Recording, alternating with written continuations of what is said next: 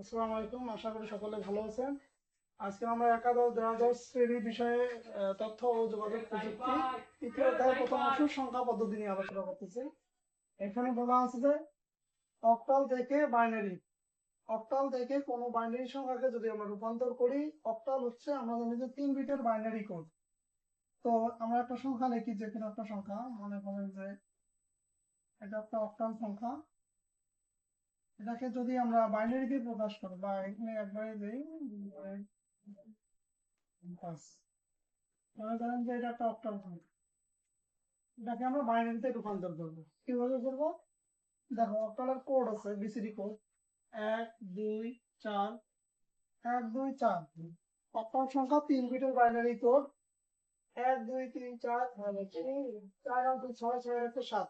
Octal সংখ্যা পদ্ধতিতে সর্বোচ্চ সংখ্যা হচ্ছে 7।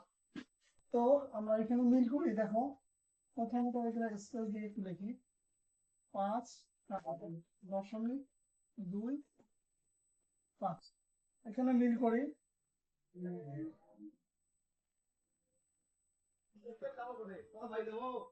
পাঁচের সমকক্ষ বাইনারি মান, যেহেতু এখানে কথা আছে 5, এখানে কোন কোন সংখ্যাগুলো নিলে 5 মিল হবে সেই সংখ্যাগুলোর উপর 1 দিতে হবে, মানে 1 দেওয়া লাগবে।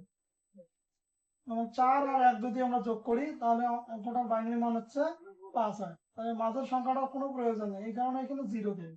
তাহলে এখানে বাইনারি মান দাঁড়ালো 1 0 1।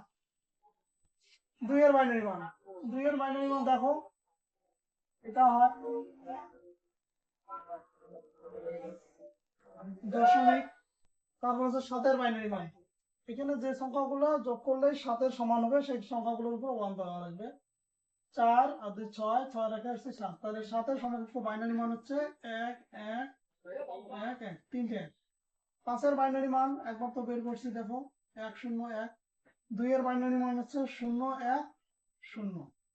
এটা হচ্ছে বাইনারি সংখ্যা। তো আমরা লিখবো যে 2 5 7 দশমিক 2 5। এই অক্টাল সংখ্যাটা সমকক্ষ বাইনারি মান হলো 0 1 0 1 0 1 1 1 1। 4টা দেওয়া হলো আবার দশমিক, এটা হচ্ছে দশমিক, দশমিক 0 1 0 1 0 1। এটাই হলো অক্টাল থেকে দশমিক করা রুল।